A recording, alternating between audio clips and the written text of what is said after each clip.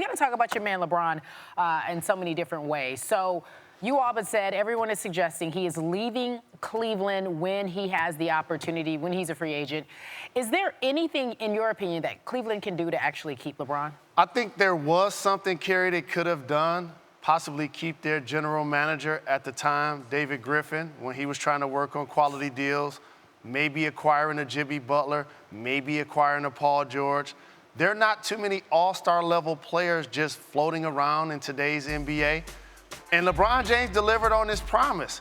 He said that he was going to deliver a championship to the land. He's done it. His owner, Dan Gilbert, said that he'd be willing to spend whatever it took to put that team together. He did it. They're in the luxury tax, one of the most expensive rosters that we've seen in NBA history. So since LeBron is in the final year of his contract, do not be surprised that this is his last season playing for the Cavs.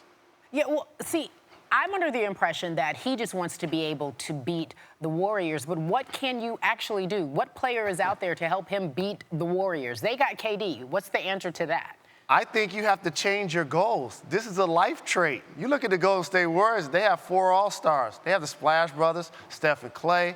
Up front, you obviously have Draymond Green. And then you have Finals MVP, Kevin Durant joining that team.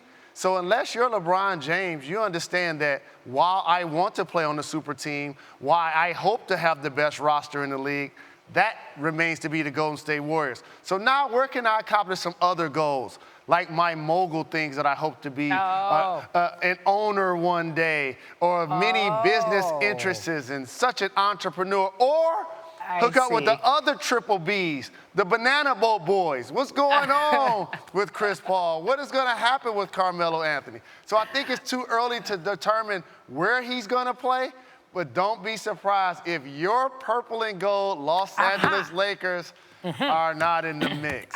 Okay, so listen, let's stay there for a moment. I am well aware of the rumors, the words that have been floating to the media. I ask you this strategically because you know everything that LeBron does is deliberate. Do you believe that he and his crew have decided, and crew meaning his business partners, have decided to float this to the media to take the temperature of the folks in Cleveland and what it would be like? Would they be mad at him? Would he receive love? Would they be okay with it because he promised and delivered a championship? Why is that floating now? There can be a level of that to this, but it's being discussed now because the reality is in front of us. This is the final year of his contract. And if you paid attention to what LeBron has said over the last handful of months, he's done a couple of things on his own, like, well, you know, my family really didn't want me to come back to Cleveland. My wife really wants to live in Los Angeles. They have a $20 million home on the West Coast. And everything, LeBron, as you mentioned, is calculated. So because of that situation and he's in a position of power, he's just letting everybody know, I delivered, I didn't sign a lifetime contract, so therefore if I bounce this time, don't be so emotional, don't be burning the jerseys. Right. We've already been through that.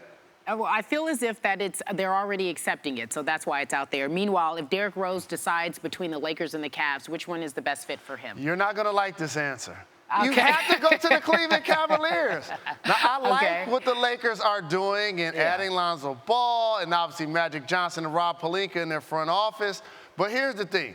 The Cleveland Cavaliers are going to play more nationally televised games in the playoffs than the Lakers are going to play all season. You want to play on the biggest stage with the best player, LeBron James, and Kyrie Irving. He'd be a third ball handler for that squad. And I know a lot of people, unless you're a Knicks fan, didn't pay attention to a lot of Knicks basketball, and rightfully so.